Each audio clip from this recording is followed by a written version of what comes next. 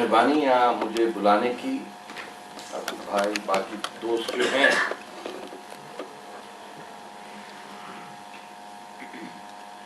मुझे ऐसा लगता है कि हिंदुस्तान में लोग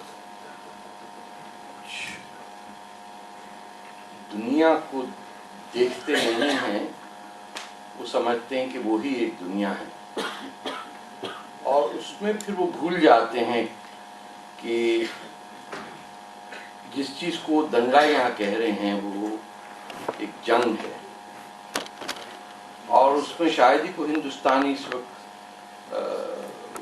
साइड शो के अलावा इन्वॉल्व है। हिंदुस्तान की अब ये हालत है कि तीसरी जंग अजीम छिड़ने के ख़तरात के बीच में उसको आमिर खान पे ज़्यादा तवज्जो है और शायद ही किसी दानिश्वर ने या किसी जर्नलिस्ट ने लिखा होगा कि फ्रांस रूस के जहाज़ को तुर्की ने क्यों मारा। ना ही किसी को परवाह है, ना कोई समझना चाहता है। रूस तो यार था आपका बड़े साल से, अब भी है। तुर्कों ने आपकी ऐसी तैसी भी बड़ी की, वो भी आपको याद नहीं। लेकिन आपको आमिर खान पे कुछ ज़्यादा तवज्जो दी जा रही है क्योंकि उसमें लज्जत ज़्यादा है और आपको पड़ गई है आदत, पूरा हिंदुस्तान बॉलीवुड बन गया। आपको प्लॉट चाहिए, आपको ट्रेजेडी चाहिए, बल्कि बीच में इंटरवल भी चाहिए। और आजकल तो पॉपकॉर्न भी आता है, कलर में होता है, साउंड होता है। आपके साथ एक ऐसा मजाक हो रहा है कि एक 5000 साल ज़्यादा ही सिविलाइजेशन कोने से कट के किसी कॉन्स्पिरेसी के बगैर खुद ही अलग बैठी हुई है कि देखी जाएगी। अब जो शतरंज के खिलाड़ी हैं वो आप हैं और जो लाल पलटन गुजर रही थी जिसको लड़के ने आके कहा कि कहाँ जा रहे वे, उसने कहा लाल पलटन जा रही, उसकी मार देखने आ रहे हैं। 5000 साल तक हिंदुस्तान में तो मार्च करने का अंदाज ही नहीं था, पर पैदल चल पड़ते थे, बहुत वापस आते थे। यूरोप से सिस्टम आया कि हर एक कदम एक साथ चलने चाहिए। वो बाद में फिर हमारी जो फैशिस्ट ऑर्गेनाइजेशन उन्होंने भी सीखा, खाकसौरों ने भी, एहरारी जमात ने भी देखा, न्यू नाटसी ग्रुप्स थे उन्होंने भी शौक से मार्च करने की कोशिश की। लेकिन अब ये आपके हाथ से निकल गई बात। पैदाइश आपकी है, अंजाम आपके यहाँ नहीं होगा इसका अगर आप उठे नहीं।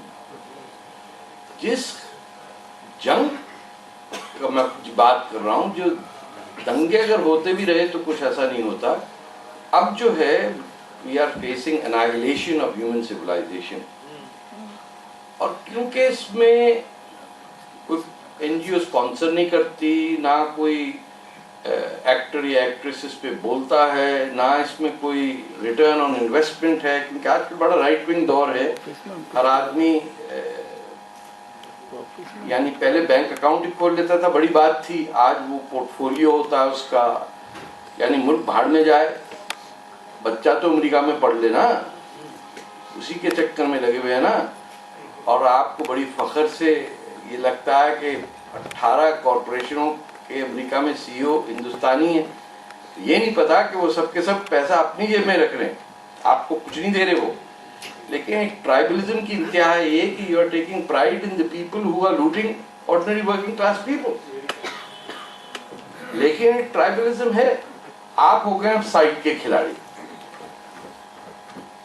गदर के बाद मौका मिला पहली दफा हिंदुस्तान के मुसलमानों को ये होश आई कि अब दादागिरी नहीं चलेगी, उनसे बड़ा दादागिरी आ गया। अब ये कड़वी सी बात है कि अब क्या किया जाए। तो ये तो 1400 साल से चल रहा था, रसूलुल्लाह की डेथ हो गई, अभी वो दफनाए नहीं गए थे तो एक दूसरी की दाढ़ियां खींची लोगों ने और तय कर दिया कि एक तलवार उठी और उन्होंने अबू बकर का हाथ उठाया। उन्होंने कहा कि रूलर जो है वो तो सिर्फ कुरैश का हो सकता है, आपको नहीं पता ये। जो 80% मुसलमानों की पॉपुलेशन थी, जो अंसार थी, उन्होंने कहा ये तो रसूलुल्लाह मरने से पहले कह गए थे कि आप लोग यू आर दी सर्वर्स, यानी आप गुलाम हैं। अंसारी जो लोग कहलाते हैं, कुरैश जो आपके दिल्ली में काफ़ी आम नाम है, जिनका हुकूमत से कोई ताल्लुक नहीं, वो हाकिम है। ये किस्सा वहां से चलता है। इसको बगैर चैलेंज किए हुए आपने एक बड़ा रेसिस्ट, सेग्रीगेटेड, सुप्रीमेसिस्ट आइडिया दुनिया में फैलाया। आज जिसको आप कहते हैं कि साहब यहूदियों ने कब्जा किया फ़लस्तीन पे, मुसलमान अपने बच्चों को खुद ही पढ़ाते हैं कि हजरत उमर की फौज ने जाके फ़लस्तीन पे कब्जा किया। ये हम रुकते भी नहीं पूछने के लिए, भाई आपका क्या ताल्लुक फ़लस्तीन से, आपने क्यों फौज भेज दी ईरान? लेकिन क्योंकि पिटाई हुई ईरान की और यहूदियों की और मिस्रियों की, तो हमें मजा आता है। कौन बच्चा नहीं चाहता है कि उसकी टीम जीत गई आईपीएल का मैच? तो ये जमाने के आईपीएल की अरबों फौज थी, और मजे की बात थी कि ये तमाम फौजें जो थी, ये प्रॉफिट मोहम्मद के अगेंस्ट की थी, अबू सुफियान की औलाद थी। अगर थोड़ा बहुत मुसलमान भी होंगे यहाँ, थोड़ी जरा सा ब्रीफ बैकग्राउंड बता दूं कि प्रॉफिट मोहम्मद की उम्र जिंदगी जो थी मक्का में, वो नाक में दम की थी अबू सुफियान ने, इसीलिए वो शहर छोड़ के चले गए। पनाह उनको मिली यहूदियों के शहर मदीना में। और जब बनी उमैया डायनेस्टी, तो यहूदी हो गए दुश्मन, और जो प्रॉफिट के एनिमीज थे वो बन गए खलीफा। लेकिन सवाल मत पूछो, ये कहा हमारे माँ बाप ने, क्योंकि सवाल पूछ लिया तो ईमान टूट जाएगा, ईमान टूट गया तो मौलवी कुफर का फतवा लगा देगा, और अगर कुफर का फतवा लग गया, वो बेचारे जो बगदाद में जिसका सर आइनुल हक कहते हुए लुढ़क गया, क्या नाम था उसका सर, वो यहाँ है सरमद जी, सरमद तो आपने मारा, मैं अरबों की बात कर रहा हूँ। सरमद हमारा मंसूर अल हलाज की बात कर रहा हूँ, तो करीबन मंसूर, उसने कहा हारून रशीद ने कि यार मान जा भाई, मेरी इतनी नहीं चलती, मौलवी तगड़े हो चुके हैं, मान जा, मान ले, तुझे गलती। उसने कहा मानने क्या बात है, जब मरना ही है तो मैं हूं खुदा, मुझ में है खुदा, अंदर भी है बाहर है, मैं ही हूं हक। रात भर उसकी दोनों बाजू काटे, उस पे तारकोल लगाया गया, जलाया गया। सुबह खलीफा ने कहा यार अब तो उसको पान में जाकर, उन्होंने कहा नहीं, गर्दन उड़ी। उसका फिर स्टोरी बनी कि जब उसकी सीढ़ी लुढ़कते हुए गई पुल से, तो वो अनल हक कहते हुए गई। ये होता हशर मंसूर हलाज का और इंडिया में तस्लीमा नसरीन का, कि जब मौलवी मारते हैं हैदराबाद में, तो मुसलमान बड़ा कहता है कि आप ऐसी पिटाई की है सारी औरत के, बड़ी बन ठन के बंगाल आई थी। तो क्या फर्क, क्या रह गया? आपने उसी सुप्रेमिसिस्ट आइडियोलॉजी को टॉलरेट किया जिसके अंदर अबू सुफियान की औलादों ने मुसलमानों का कत्लेआम किया। और जब कत्लेआम किया तो मोहम्मद की फैमिली को पनाह नहीं मिली। उन्होंने हिंदुओं से कहा यार तुम्हारे यहाँ तो हर कोई आके बस जाता है, यार हमारे लिए भी कोई 1.5-2 इंच की मस्जिद बना दो। उस वक्त तक बन चुकी थी करेल के अंदर सर 639 में दुनिया की पहली मस्जिद बनी। एक हिंदू राजा ने कहा यार ये आते बेचारे, इनके लिए मस्जिद दे दो, उन्होंने डोनेट करके आज तक खड़ी है वो। लेकिन पाकिस्तान से आने वाला वहां नहीं जाता। आपने नोट किया कि कोई जियारत के लिए वहां नहीं जाता, मतलब लोगों के रंग काले, कद छोटे। ये कैसा मुसलमान है साला, गोरा हो, खड़ा हो, अमन की आशा तो वहीं से आती है ना। बंगाल से कभी आई अमन की आशा?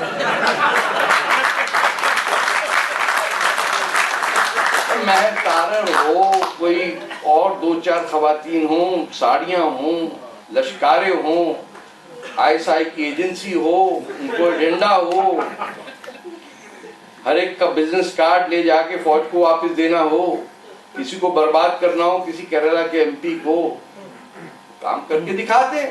ये बंगाल से क्यों नहीं आती अमन की आशा? कभी सुना है कि मलेशिया से अमन की आशा आई है? या किसी श्रीलंका के मुसलमानों ने कहा अमन की आशा आ रही तमिलनाडु? हो ही नहीं सकता। आप पे वो लानत बरसा के गई अबू सुफियान की औलाद के। उन्होंने कहा कि we are the rulers, you are the servers. और सरमत की गला तो काट दिया फिर। और किसने काटा? जिसने अपने बाप का गला काटा, भाई का काटा। बहन थी, उसको इश्क हो गया एक आम आदमी से, बादशाह सलामत ने बहन को कमर में दबाया, रेड फोर्ट पे गए, ऊपर से फेंक दिया, बेचारी अल्लाह अकबर करते हुए मर गई। बेटों को भी काटा। आपने क्या किया? उसके नाम की सड़क रख दी। बोला हम आजाद हैं, अब जिन्होंने हमारी ऐसी तैसी की हम उसके नाम की सड़कें रखेंगे। अच्छा, गुस्सा किस पे निकालेंगे? गुस्सा किस पे निकालेंगे? जबलपुर के राइट में, बंबई में, इधर उधर जो साला बिल्कुल निहत्था मुसलमान है उसकी ठीक पिटाई कर दी। सारा वो जो न्यूक्लियर बम लेके बैठा हुआ है वो आपकी फौज कल परसों मारा उसने आपकी आर्मी के कमांडमेंट पे, उफ नहीं किया किसी हिंदुस्तानी ने। आह नहीं निकलती है, इधर पलट के फिल्में देखने लग जाते हैं और कहते हैं हमारी तहजीब है। तहजीब नहीं है आपकी, आप डरपोक है। आपकी जितनी धुनाई होती है आपके करतूत इतने बुरे हैं कि ऊपर वाला कहीं ना कहीं से तो वापस आएगा। 30 लाख मार दिए पाकिस्तानियों ने मुसलमान बंगाली, 90,000 कैदी आपके हाथ में, 5,000 वॉर क्रिमिनल। आपका तो एक जनरल बंगाली बोल ही नहीं पाता। आपने क्या किया? पंजाबी पाकिस्तानी अफसरों के साथ ताश खेलना शुरू कर दिया। जनरल मानेकशॉ ने कहा तू मेरी मोटरसाइकिल लेके भाग गया है, उसने कहा नहीं नहीं मेरी ये थी। अब सेकंड वर्ल्ड वॉर शुरू हो गई, उन्होंने कहा तू रंगून में यूं भाग गया था। उससे पार्टी पाकिजा फिल्म चली, VHS उस जमाने में कैसेट नहीं होते, वो यूमेटिक होते थे, वो देखा। बंगाली देखते रह गए कि भाई हमारा कौन है यहाँ। उन्होंने कहा यार तुम छोटा कदर काले हो यार, तुम्हारा क्या केरला वेला से बात करो। हम पंजाब यूपी सीपी के नवाब लोग आए हैं, फौजी पुराने, हमारी पगड़ियां देखो। हम तो पंजाबी हैं, पंजाबी बोलेंगे, मुसलमान पंजाबी, हिंदू पंजाबी, कोई भी हो, उसमें पारसी भी पंजाबी बन गया। You gave away 90,000 prisoners of war and 5,000 war criminals। और उसके बाद कहते हैं हिंदुस्तान में कभी जेनोसाइड नहीं किया मुसलमानों ने, बड़े बड़े मारपीट नहीं करते थे, वो टोपी सीधे थे औरंगजेब। जब मैंने किसी को कहा कि तुम्हारी जिंदगी में मारा तुमने 30 लाख को, तो he said, oh, I didn't think of it that way। You saw 3 million dead and you didn't notice it। और कातिलों को दे दिया पाकिस्तान को। क्यों? बेनजीर भुट्टो इतनी खूबसूरत लग रही थी, इतनी प्यारी लग रही थी, और जुल्फिकार अली भुट्टो सिगार पी रहे थे कि इंदिरा गांधी का, उसने कहा that's so charming। The bloody gave away an entire country। आपके हाथ में था। हमने कहा पाकिस्तान में इंडियन कांग्रेस को और इंडियन गवर्नमेंट को, हम मुक्ति वाहिनी में थे, हमने कहा जब तक पाकिस्तान एक डीमिलिटराइज जोन नहीं होता और कहता है कि तुम्हें 50 टैंक रखने होंगे तुम्हारी आजादी के दिन, खटखट खटखट खटखट खट, जैसे आपकी टैंकें चलती जाएं, यूं तोप करें, गन नीचे करें, सलामी करें, जा भाड़ में दफा हो जाओ। और 50 टैंक होंगे, 10 जहाज होंगे फ्लाई पास के, और आइंदा तुम्हारा फौजी पिस्टल के अलावा कुछ नहीं रखेगा। तो आपके जो लेफ्ट विंग लोग हैं यहाँ, उन्होंने कहा ये कैसे हो सकता है, you are dealing in the interfering in the independent फलाना फलाना फलाना। इंडिपेंडेंट? अबे हिंदुस्तान तो था ही पाकिस्तान। इंडस कहाँ बहता है? नागालैंड में बहता है। आपने सिंधु दरिया कहाँ बढ़ते हुए देखा है? मद्रास में। जो तुम्हारी माँ है वो कट के चले गई साली वहां, तुमने कहा चलो यार जाने दो, अब कहाँ झगड़ा करेंगे यार, हो गया, एक 10 लाख मर गए थे ना, खत्म करो। जितना हिंदू पंजाबी, तो उसने हम पंजाबी है ही नहीं, हम दिल्ली से हैं। उन्होंने हरियाणा बना दिया, उन्होंने कहा ये सिखों को करने दो। You messed up a bad thing and now you are saying it's none of our business। तुर्की ने जहाज गिराया ना, रूस का, हमारा किससे ताल्लुक है? वो सारा जो है आमिर खान, उसकी ऐसी की तैसी।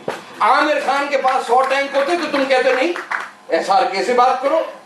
50,000 उसके पास फौज होती तो तुम कहते यार वो लड्डन की बात करो जो चाय लाता है लौंडा, बिहार का पता नहीं मसला है, उसकी पिटाई कर देते।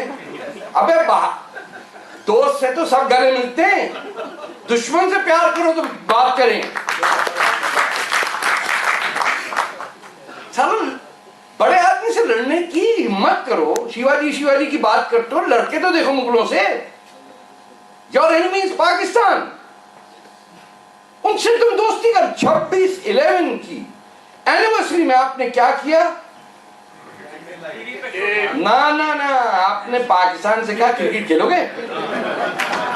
लानत है ऐसे मुल्कों पे जो आपने मर जाने वालों का 1 मिनट का साइलेंस ऑब्जर्व नहीं करते, और ताज होटल कहता है ये खराब हो जाएगा क्योंकि यहाँ लिस्ट लगा दी कितने लोग मरे थे। You know that there is no memorial for your dead in Taj hotel. तो आपके सामने आने वाला है न्यूक्लियर हॉलोकॉस्ट, और आपको पता है किस चीज की सबकॉन्शियस में मुझे लगता यार हमारे कितने मार लेंगे ये लोग? 1 बिलियन है। एक मुल्क है एस्टोनिया में 3 मिलियन उनका मुल्क है, अगर यहाँ 1 बिलियन में से 800 मिलियन भी मार दिए तो हम फिर भी बड़े होंगे। This is your defeatist mentality. मैं आपको हॉकिश बात नहीं कह रहा हूं, मैं आपकी सेल्फ प्रिजर्वेशन की बात कर रहा हूं कि आपने जब तक पाकिस्तान को टॉलरेट किया और हिंदुस्तान के मुसलमान से दुश्मनी की, you are working for Pakistan. If you think कि इस सरजमीन पे जो आपकी रिस्पॉन्सिबिलिटी, आपने नहीं बनाया हिंदुस्तान को, सॉरी, ये मत कहें 5000 साल से आपने कुछ नहीं किया। आप बस लेते हैं, दफ्तर काम जाते हैं, अपना पैकेज देखते हैं, नोट करते हैं, फिल्में देखते हैं, घर आते हैं, शादी में हाथी बुलाते हैं, हर लड़की रेखा बनना चाहती है, 1 करोड़ बाप का खर्च करा देते हैं, फिर 3 साल बाद तलाक हो जाती है, देन वो एक्स हो जाता है। इसी जमघट्टे में आपकी ऐसी तैसी हो गई है, और आपकी जो सिविलाइजेशन है it is in the hands of one of the weakest inheritors ever, क्योंकि you care more about your personal self than the collective.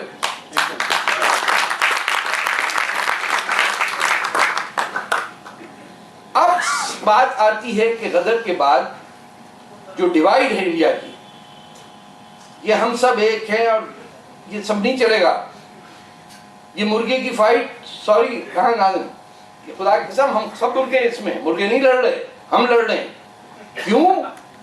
कि हमें आइडिया ही नहीं है कि फाइटिंग में कोई फ्लाईवेट कैटेगरी होती है, वेल्टरवेट होती है, मिडिल वेट होती है, हैवीवेट होती है। आप फ्लाईवेट को तो पंच कर रहे हैं, साला हैवीवेट के सामने आपका हैवीवेट से नहीं लड़ रहा। हैवीवेट से लड़ना है तो पाकिस्तान से ट्रेड खत्म कर दीजिए, लेकिन क्या सस्ता नहीं आएगा? You're selling your country for cheap onions? 5000 साल पहले कोई कहता आपने कितने हमले बर्दाश्त किए, आप फिर भी हिंदुस्तान रहे। मुझे एक आपके बहुत बड़े दानिश्वर ने, जो नाम तो मैं नहीं लूंगा, उन्होंने कहा कि साहब ये जो आप तारिक साहब कहते हैं कि मुसलमानों ने ये किया हिंदुओं के साथ, गलत बात है। 800 साल में सिर्फ 20% मुसलमान रहे। मैंने कहा कोशिश तो आपने 100% की थी। ईरान में हो गए, सक्सीड मिस्र में हो गए। ये तो आप कहें कि हिंदुस्तान की रिजिलियंस है कि आपकी पूरी कोशिश के बावजूद सारे के सारे मुसलमान हिंदुआइज हो गए। ईरान में तो नहीं हुआ ना, मिस्र में फौज गई, मिस्र की किसी को जबान का नाम नहीं पता। आपसे को पूछे what is the Egyptian language, you don't know. Iran में ईरान का सुप्रीम लीडर ईरानी नहीं हो सकता, the supreme leader has to be Arab. पता था किसी को? यहाँ नहीं हो। ये वही सैयद हैं जिन्होंने पाकिस्तान बनाया, हाथ में लोटा मुंह में पान लेके रहेंगे पाकिस्तान, बर्बाद कर दिया, 10 लाख आदमी मार दिए। किस फ्रौनियत पे कि भाई मुगलई सल्तनत तो फिर लाहौर से फिर लौट जाएंगे, हाथियों पे आ जाएंगे। साला एक मुसलमान 10 को मार देता है। ये नहीं सुना कि हम किसी मुसलमान ने अपने घर में? क्यों झूठ बोलते हैं? हमारे बाप आपने हमें नहीं बोला युद्ध लगती मारी, शेरशाह सूरी ने युद्ध कर दिया। हर हीरो सारा हमारा जो है वो फौजी कमांडर है। हर बच्चे का नाम खालिद है, तारिक है, महमूद है। अभी नंदिता दास गई है लाहौर, उनको रिसीव करने वाले का नाम पता क्या था? तैमूर हसन।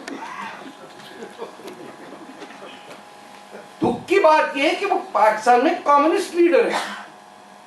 आपके यहाँ के लाल बैंड उनका बड़ा मशहूर है। तैमूर और उनकी बेगम आती हैं और बड़े बड़े इनकलाबी सुस्त सवेरे के गाने गाती हैं, और दिल्ली के GNU में लोग धूम उठते हैं। ऐसा लगता है कि प्रोलेटेरियन रेवोल्यूशन आ रहा है, किसान उठ रहे हैं, हैमर शिकल लिया हुआ है, डांगे साहब भी कब्र से निकल रहे हैं, और जाओ ले जाओ समाज को तोड़ दो। अरे भाई 1990 में नंगा हो गया, सब पता चल गया, कुछ नहीं रखा इसमें। जिन कम्युनिस्टों को ये समझ में आई बात कि असल हमारा मिशन है गुर्बत हटाओ, वो जैसे भी सॉल्व होता है हम करेंगे। वो आइडियोलॉग जो आज कह रहे हैं रेड पार्टी, पता नहीं आज स्टेटमेंट भी इशू है वहां से, टू वेलकम नंदिता दास जैसे पाकिस्तान के गरीब मैसेज जो हैं उनको हिंदुस्तान के लेफ्ट विंग एक्टर्स आके ऐसे रिलीज करेंगे जैसे लेनिन के साथ रोसा लक्समबर्ग आई थी पोलैंड के अंदर, उठो मेरी दुनिया के गरीबों को जगा दो। क्या है वो नक्शे कौन तुमको नजर आए मिटा दो। अबे को बचा ही नहीं, कौन सा नक्शे कौन, फौजी खा गए साले। कॉर्नफ्लेक्स से लेके सीमेंट तक बनाती है पाकिस्तान की फौज। उसने सिर्फ एक चीज को मानना सीखा, वो सिविलियन है। वो हिंदुस्तान या पाकिस्तान से नहीं लड़ सकता, वो फौज है, वो आपकी दुश्मन है और आपने उससे ताल्लुकात पैदा किए। ये जो उर्दू की इंफीरियरिटी कॉम्प्लेक्स है, ड्यू अपॉलजीज टू नाथ, मुझे पिटाई ना हो जाए मेरी कहीं। सर जबान बड़ी प्यारी आपकी, लेकिन आप अपने पास रखिए, मेरा उससे कोई ताल्लुक नहीं। मैं पंजाबी हूँ, मेरी जबान पे आपने पाबंदी लगवा दी पाकिस्तानी पंजाब में, बेड़ा गर्क कर दिया, मेरे कल्चर को तबाह कर दिया। ऐसे कौवा हंस की चाल चल रहा है साला मेंढक की तरह, पता ही नहीं है। आपने कभी पाकिस्तान टेलीविजन पे प्रोग्राम देखे होंगे, बड़े बड़े सियासतदान आते हैं उर्दू बोलने के लिए, सुना कभी उनकी उर्दू सुनी है? मैं जनाब यहाँ से कहना चाहता हूँ, क्या जनाब हिंदुस्तान के में आसी तासी कर देंगे, और खुदा के वास्ते पंजाबी कह दे। अगर ऐसी तैसी करनी है करके तो दिखाना, उसको पता ही नहीं है वो कौन है। ना उसे हॉकी खेलनी आती है, ना उसे क्रिकेट खेलना आता है, ना उसे दाढ़ी रखनी आती है, ना मूंछ काटनी आती है। उनके कुछ प्लेयर ऐसे हैं कि छोटे बच्चे डर जाते हैं देख के। एक तो उन्होंने साउथ अफ्रीका भेजा इसी मॉडल का, खुदा की कसम बच्चे रो जाते हैं भाई। मौलाना आजाद की भी दाढ़ी थी, बादशाह खान की भी दाढ़ी थी, मूंछें थी, अच्छे नहीं लगते थे, धांसू किस्म के लीडर लगते थे। या हमला को देखिए आप, क्रिकेट खेलता होगा लेकिन उसने बीवी को तो बंद किया ना आपने। आप कैसे उसका मैच देखना चाहते हैं जब उसकी बीवी एक जेल में बंद है काले बुर्के में। लानत है उस पे जो कहते हैं यार चौके बड़े अच्छे मारते, बीवी की पिटाई करता होगा, मैं क्या करूं। आप हिंदुस्तान हैं, आप दुनिया में उस वक्त सिविलाइज थे जब कोई सिविलाइज नहीं था। आप मोहनजोदारो में, आपके यहाँ मोहनजोदारो में टॉयलेट उस वक्त थे जब दुनिया डेफिकेट करती थी। आज दुनिया के पास टॉयलेट है, आप डेफिकेट कर रहे हैं। 5000 साल पहले आपके यहाँ सड़कें थी,